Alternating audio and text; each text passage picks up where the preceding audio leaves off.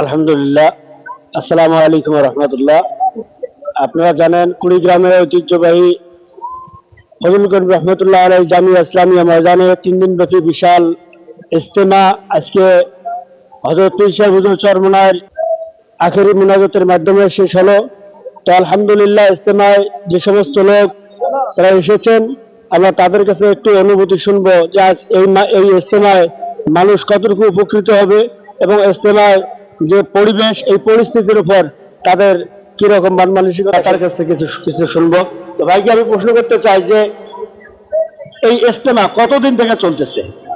এটা কুড়িগ্রাম সরকারি কলেজ মাঠে মরহুম পীর সাহেব হুজুর উদ্বোধন করেছেন। ওখানে 3-4 বছর হওয়ার পরে জায়গায় সংকুলন হওয়ার না পরে আমাদের এই জায়গায় মাদ্রাসা হলো। তারপর থেকে 2004 সাল সম্ভবত, সে থেকে অদ্যবত পর্যন্ত প্রতি বছর এই জায়গায় হয়ে আসছে আমাদের এই 3 দিন ব্যাপী ইজতেমা। এই ইজতেমার মাধ্যমে এই এলাকার কুড়িগ্রাম অঞ্চল তথা লালমনিরহাট, রংপুর এই অঞ্চলের লোক কতটুকু উপকৃত হতে পারছে? উপকৃত বলতে আল্লাহ ভোলা মানুষ, তারা আল্লাহ এসে থাকে। আমরা সাধারণত আমরা যারা এলাকাবাসী আছি, আমরা যেমন ঈদের আনন্দ এমএস নিয়ে চলি, ঠিক তেমনই এই ইজতেমার আগে আগে আমাদের বাড়ির আশপাশ আত্মীয় স্বজন, প্রতিবেশী, বন্ধু বান্ধব, তারা ঈদের এমএজের মতো এমএস নিয়ে এই ইজতেমাটাকে উপভোগ করি আমরা দিনের স্বার্থে, ইসলামের পক্ষে। এই ইজতেমা থেকে আমরা শুনেছি এই ইজতেমা আসার পরে অনেক মদখোর মদ ছেড়ে দেয়, জুয়াখোর জুয়া ছেড়ে দেয়, বা যত নেশাখোর আছে তারা নেশা ছেড়ে দেয়। এই বিষয়ে আপনি একটু কিছু বলবেন? এটা তো 100% ইনশাআল্লাহ। আমরা এই পথে ছিলাম, আমি স্কুল কলেজের ছাত্র। এই পথের সন্ধান পাওয়ার পর থেকে আল্লাহ রাব্বুল আলামিন আমাকে পরিবর্তনের ছোঁয়া লাগিয়েছে। আমার মতো এরকম অসংখ্য মানুষ এ পথে এসে দিনের সারাবে চেহারার পরিবর্তন হয়েছে, দিনের পথে চলার সুবিধা হয়েছে। আলহামদুলিল্লাহ, আমরা আসলে এই কুড়িগ্রাম ইজতেমাকে আমরা আমাদের এই অঞ্চল কুড়িগ্রাম অঞ্চলের লোক তারা সবাই দীর্ঘ চরমনাই হিসাবে সবার কাছে পরিচিত। তো আসলেই এই চরমনাই মাহফিলের নমুনায় কুড়িগ্রামে যে 3 দিন ব্যাপী ইজতেমা হয়, আমরা আল্লাহ তাআলার কাছে দোয়া করব যে ইজতেমার মাধ্যমে এই উত্তরাঞ্চলের মানুষ তারা যেন দ্বীনের পথে আসতে পারে, ইসলামের পথে আসতে পারে, তাদের জীবনকে এবং তারা ইসলামের পথে আসার জন্য তারা যেন সর্বোত্তম প্রচেষ্টা চালাইতে পারে ইজতেমার মাধ্যমে। তো চাচা, আপনার কাছ থেকে আমরা কিছু শুনতে চাই। ইজতেমায় আসে আপনার কেমন লাগলো? খুব ভালো লাগে, খুব ভালো লাগে। এই কাজে সবাই সহযোগিতা আছে, সবাই আসতে পারে। এই ইজতেমা কি প্রতি বছরের প্রয়োজন আছে কিনা? আছে, প্রত্যেক বছরের প্রয়োজন আছে।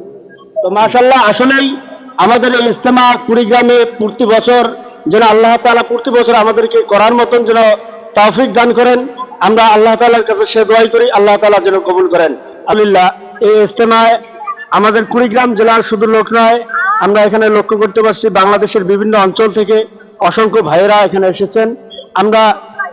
আমার সামনে এক ভাই দাঁড়িয়ে আছেন, সে ভাই সম্ভবত নারায়ণগঞ্জ থেকে এসেছেন। আমরা সেই ভাইয়ের কাছ থেকে আমরা এই মাহফিল সম্পর্কে আমরা কিছু জানতে চাই।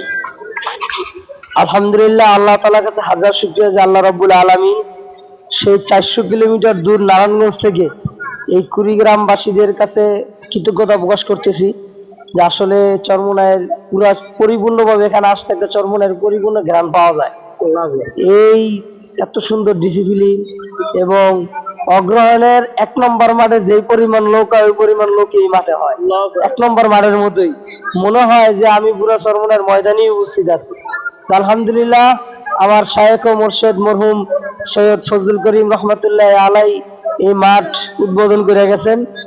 ওনার দোয়ার এবং মেহনতের বরকতে এই কুড়িগ্রামবাসীর মুজাহিদ কমিটি যারা ছিলেন তাদের দোয়া এবং মেহনতের বরকতে আলহামদুলিল্লাহ সুন্দর একটা পরিবেশ। নারায়ণগঞ্জ থেকে আসছি শুধু আমরা, গাজীপুর থেকেও আসছে, অনেক জেলা থেকে মুজাহিদরা আসতেছে। বরিশাল থেকেও নাকি অনেক? হ্যাঁ, বরিশাল থেকেও কয়েকজন আসছে, তাদের সাথে কথা হয়েছে।